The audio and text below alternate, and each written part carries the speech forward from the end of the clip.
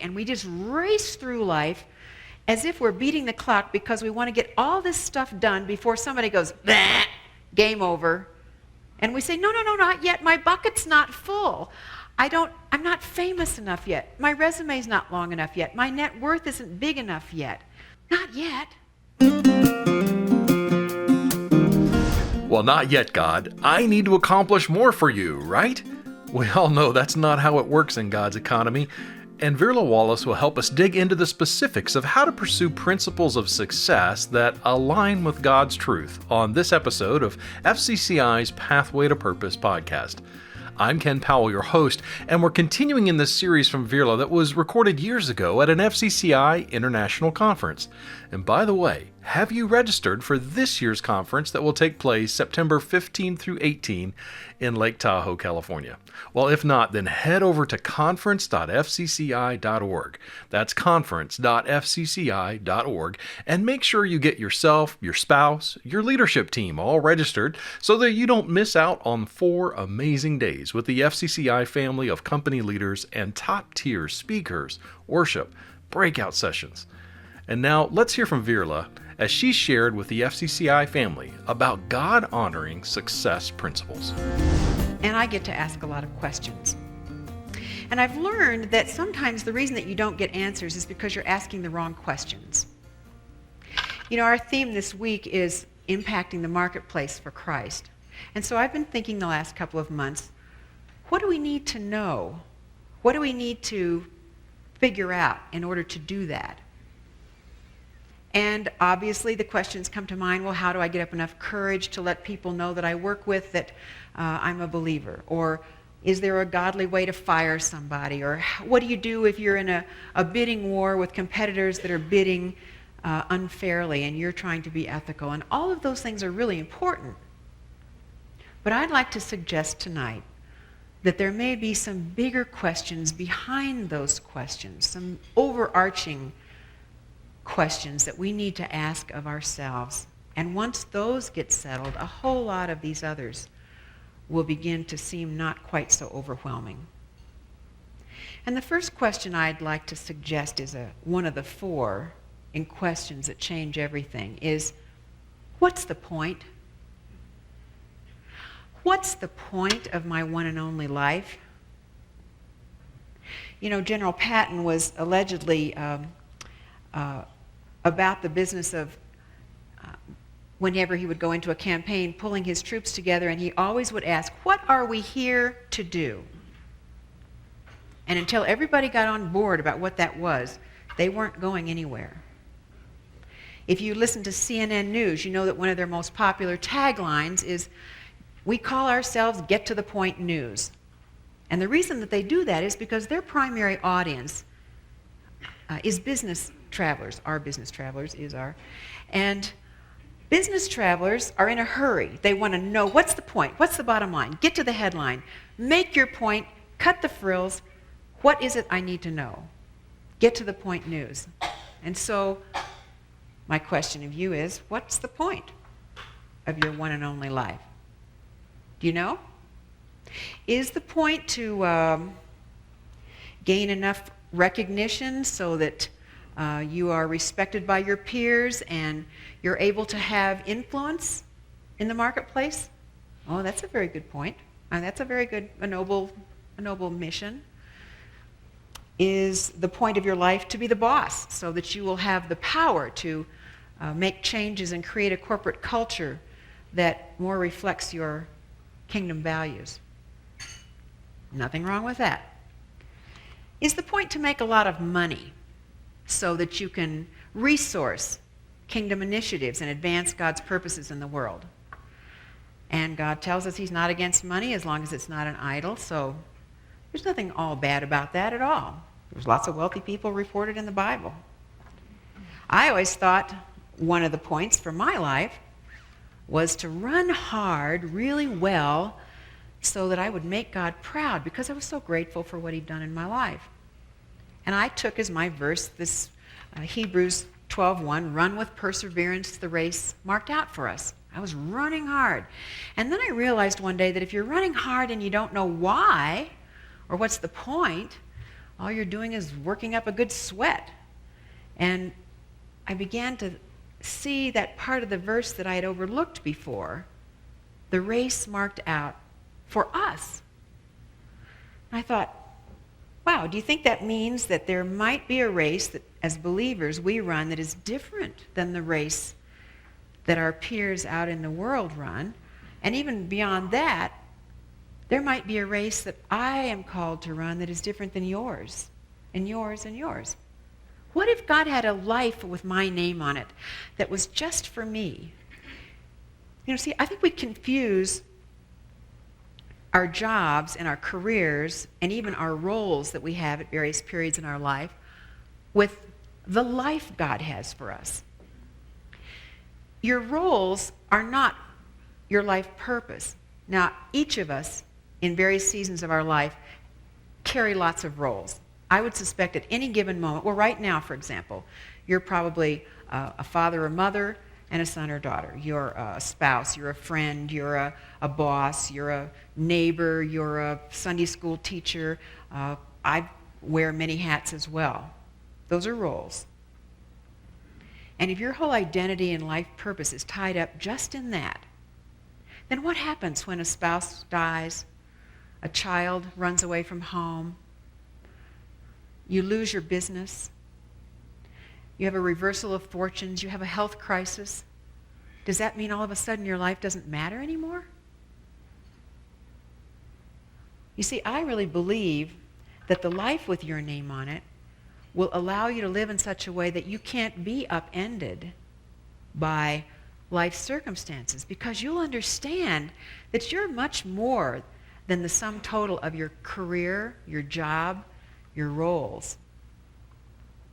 Well, I began to think a lot about this, and I love to read biographies because I believe I want to go to school on somebody else's mistake, and I believe that we can learn from each other. And so I read a lot of biographies of people who've been successful because I want to know, what did they do right and what did they do wrong, and what can I take away from that?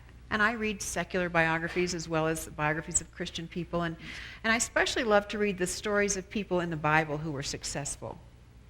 And one of my favorites is King Solomon, because here was a guy who really lived large. He was successful by just about everyone's measurement. He was incredibly wealthy, handsome, very wise. People came from all over the then-known world to ask his counsel. He was credited with something like 3,000 wise sayings. Did you know that he actually named more than 1,200 botanic plants? Their names exist today because allegedly King Solomon gave them their name. He could satiate himself with all the food and wine and pleasures that life had to offer. This was a man who had it all. And so I'm reading along and I'm thinking, wow, okay, this guy's going to have a lot of answers about what is the point. I want to see what King Solomon has to say.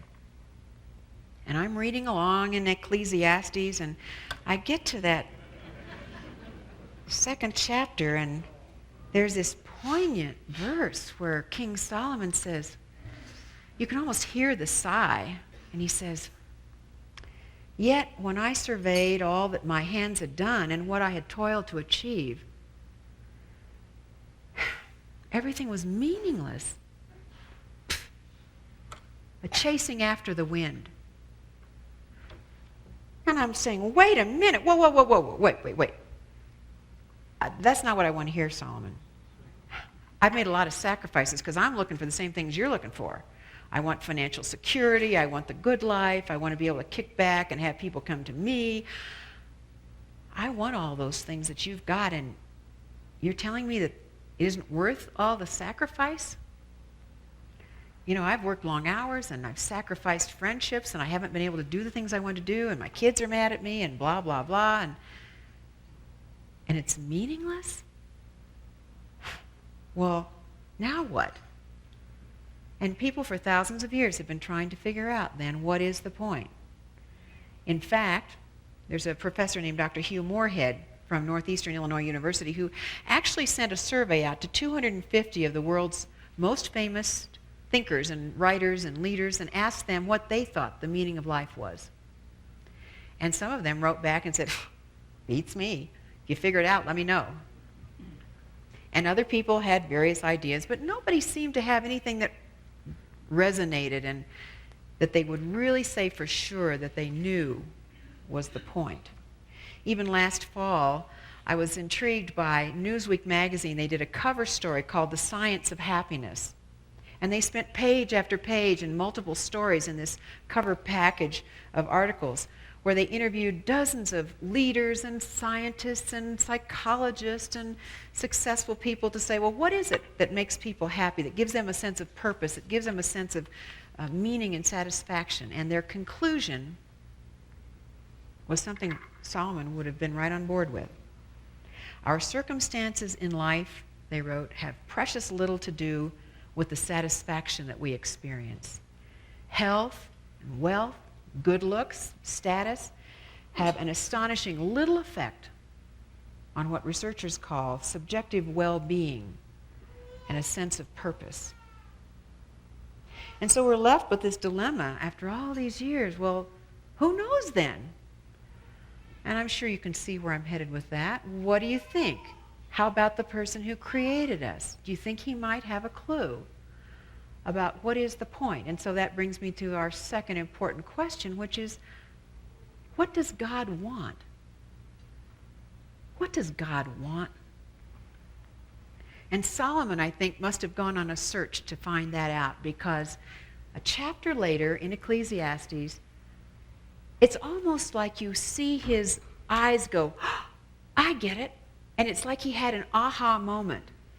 And there's a little verse tucked in Ecclesiastes 3:13 where he says, God has set eternity in the hearts of men. Oh, I get it. What God wants is for me to live from the perspective of eternity. All the rest is just add-on. And so that's it. That's why people who achieve all that they want to achieve and they make all the money that they want to make and they ask themselves, is that all there is?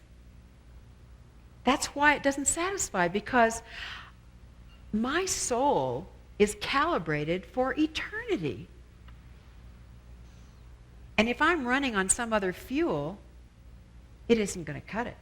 It's like if you had a Jaguar and you decided that you wanted to treat it really well, and so you poured a $500 bottle of wine in the gas tank.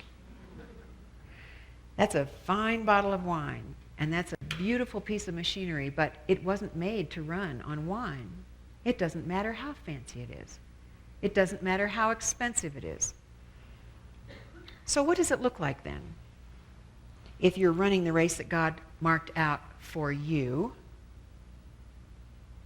and what does it mean if you're trying to figure out what the point is?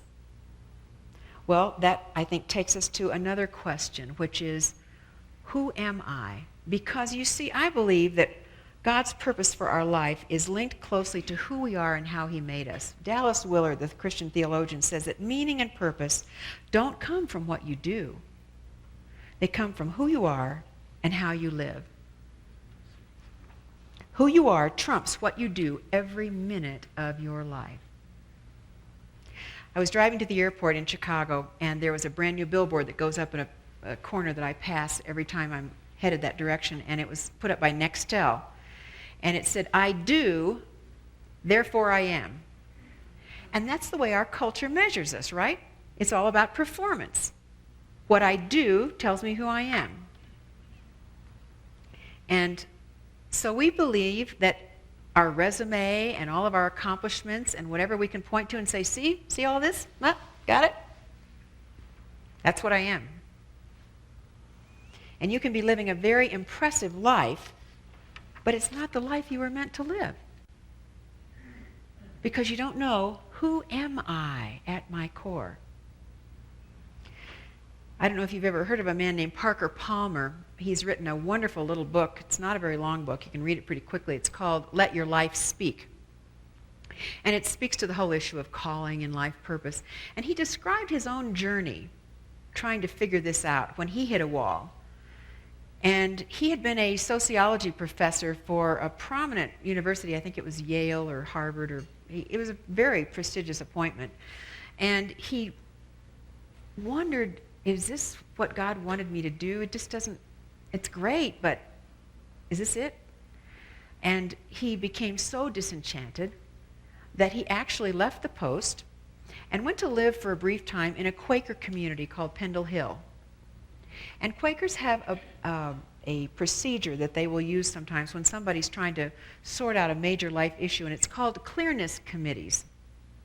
I've been reading up on them, and they're quite fascinating.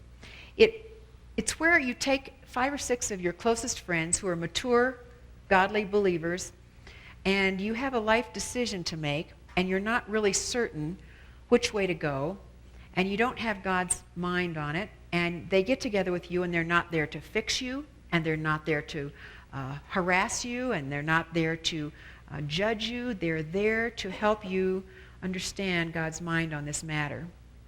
And so they ask a lot of pointed questions, and they listen to you respond, and then they sit in silence and think about it and let the Holy Spirit bubble up those themes, those threads, which seem to coalesce around God's answer. And so Parker Palmer was asking them about a particular decision he had to make, because shortly after he had joined the community, he got an offer to be president of a very prominent Eastern institution. And he thought, wow, this would be a nice step up. Go from professor to president. That looks good on the resume. Isn't that what most professors do? They work their way up the ladder, and this would look very good on my resume. I kind of like the sound of that. But he wasn't sure, because he'd been wrestling with God about this issue. And so Parker Palmer began this quest with his friends. And they asked him a bunch of questions. And finally, one of his friends said, "Parker, what would you most like about this job?"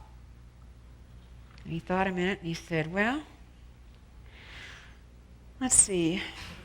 I don't think I'd like the part about giving up my summers, because I have to confess, I really do like being able to have my summers off to do writing and to do extended travel and to do some extra research. So that part, that wouldn't be so good. And I'm not real keen on the idea of being out of the classroom now, because I love my students and I really do like being in the classroom.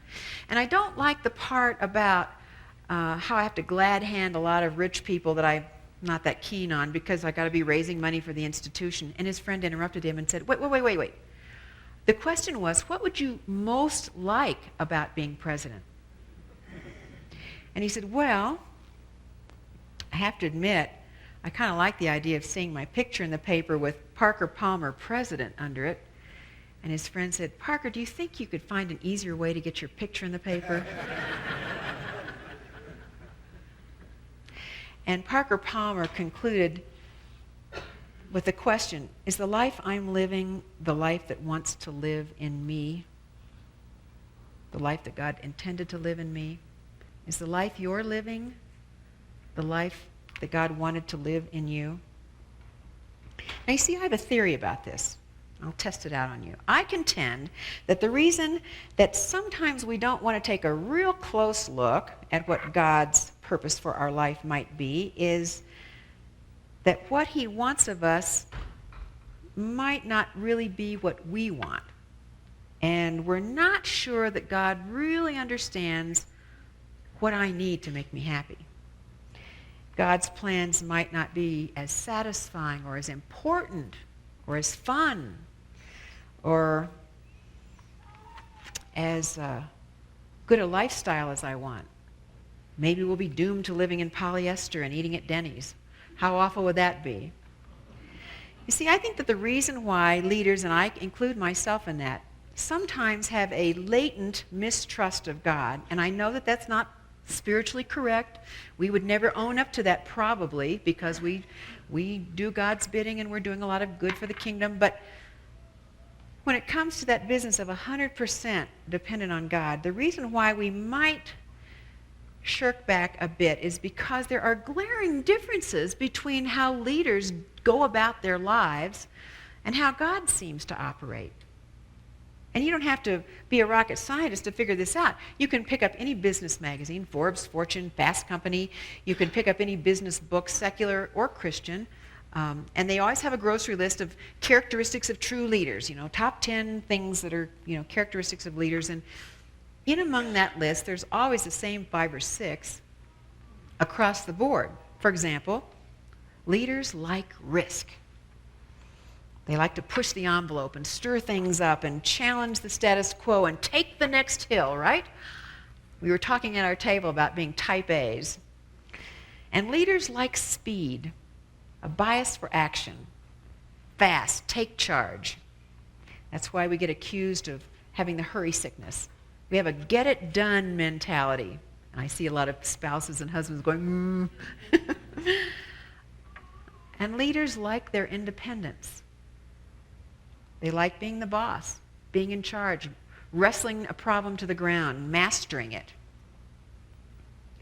And leaders like a contest, a challenge, something where they can measure results, because if there's benchmarks, I can know how I've done compared to everybody else. What's the bottom line? What's the ROI? The Graduate School of Business at the University of Chicago puts out a quarterly journal, much like Harvard does, and in the spring issue they had an article about competition, and it said that when people were paid for individual performance as opposed to competitive activities, they didn't do nearly as well. But in situations where only the best person was rewarded, performance results jumped dramatically. And this is male and female, but especially among men, but men and women did better than when they were just being ranked for individual performance or paid for individual performance. It's as if we have 36 hours worth of things we want to do in a 24-hour day, and we just race through life as if we're beating the clock because we want to get all this stuff done before somebody goes, bah, game over. And we say, no, not yet. My bucket's not full. I'm not famous enough yet. My resume's not long enough yet. My net worth isn't big enough yet. Not yet. And I hate to admit it, but I think that sometimes we bring that same attitude to our relationship to God. I know I do. This hard-charging, we're going to do it for God. And we jump on the church building committee, and we organize the food pantry with a new software inventory program, and we lead a fundraising drive for the Priceless Pregnancy Center, and we pray ourselves around the world, and we've got missionaries that we're supporting and children we're supporting, and then we come to our times with God, and we approach them like a performance review.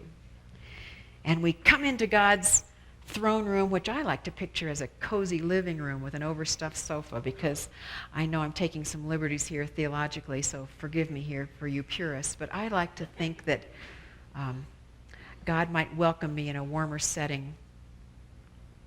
And so I come in and I'm ready. I've got my report on all I'm involved in, and God, we did this and we did this, and here's what I need prayer about, and I need your sign off on this, and I picture God saying, wow, Verla, that's great. That's really great. I see myself in you, and I'm really proud of you. I know that you're trying your best to live for me, and I see that Christ-likeness in you in so many ways. Atta girl, or atta boy. But then I picture him saying, sit down.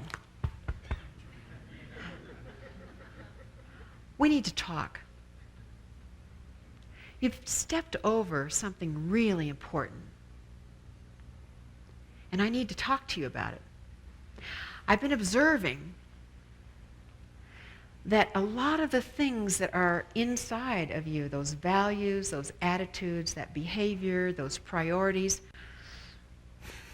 they're starting to look a lot like what everybody else's are. And, I've set eternity in your heart, and my definition of success is different, and I think we need to do some retrofitting. I think we need to go back and realign you with my value system, because this isn't the way it was supposed to be. And I know you think that I just want to be the great squelcher of all of your plans and hopes. That's not true. I want you to have what you want. I want you to have that life with meaning and purpose that is fulfilling and satisfying, and you're just not going to get it that way. So I have a new to-do list for you. You're independent and a risk taker. How about taking a new kind of risk? How about trying total dependence on me? You know, dependence is not for wimps. Look at Paul. Paul started out as a very successful person, intellectual. He was being mentored by Gamaliel. He was on a roll. This is a man who had success written all over him. He was headed for the top. And I had to knock him off a horse in order to get his attention.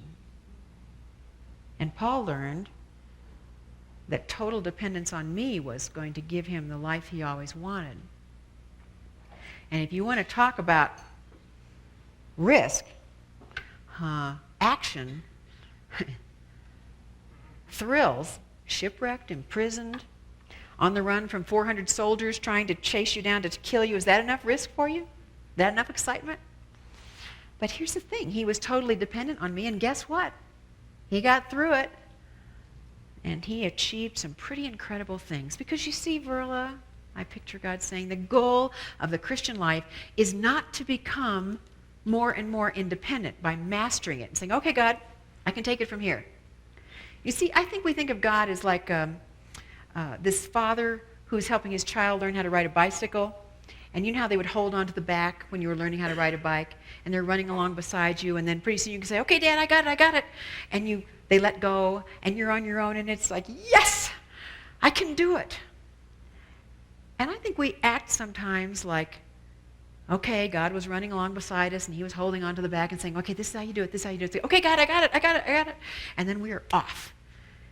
And God says, no, don't you get it? That's not how it is. You and I are going to be running alongside each other till we get all the way to the end. Dependent.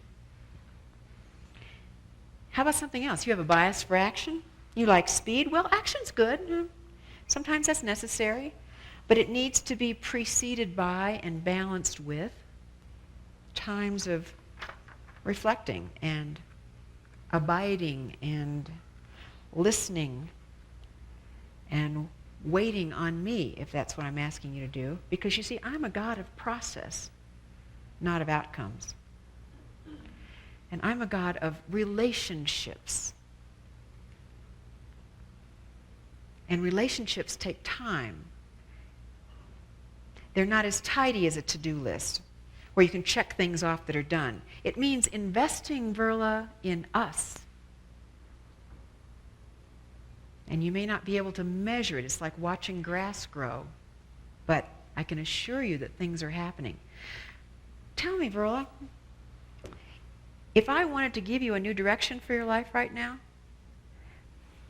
if I wanted to give you a big piece of encouragement, if I just wanted to love on you, could you hear my voice above all the noise and racket in your life? Would you even be able to recognize an inkling from me? And the third thing is, I know you like control. I know you like being the boss, and I know you like a plan. You're always coming to me and saying, what's the plan, God? What about trusting me instead of your plans?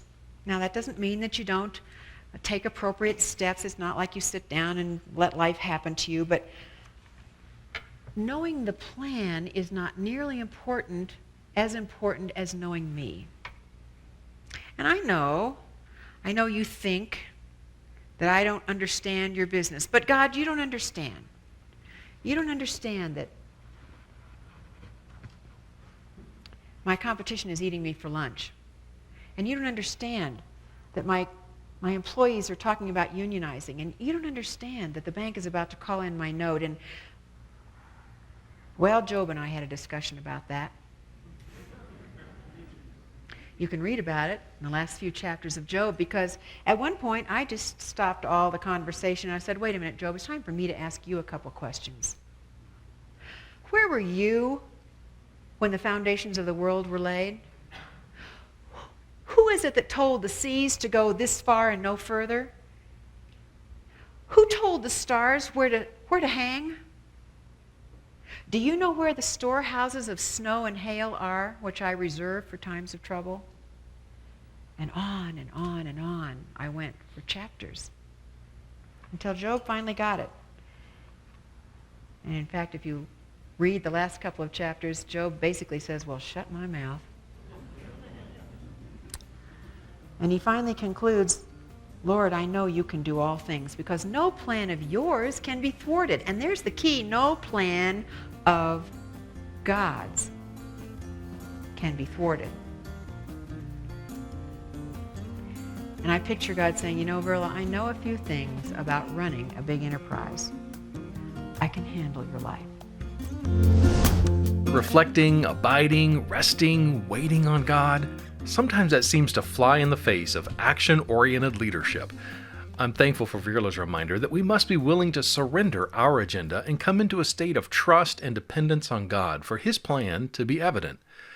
It's finding this rhythm of leadership and pursuing a leadership style that is defined by an abiding relationship with God that is the driving motivation behind FCCI's business leadership groups.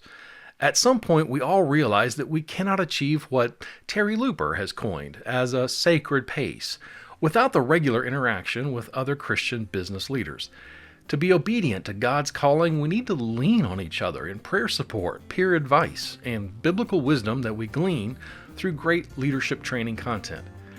If you're not currently involved in a business leadership group, please go to fcci.org and join with other Christian business owners and leaders today. Thanks for listening, and may God strengthen you in your journey to lead a company for Christ.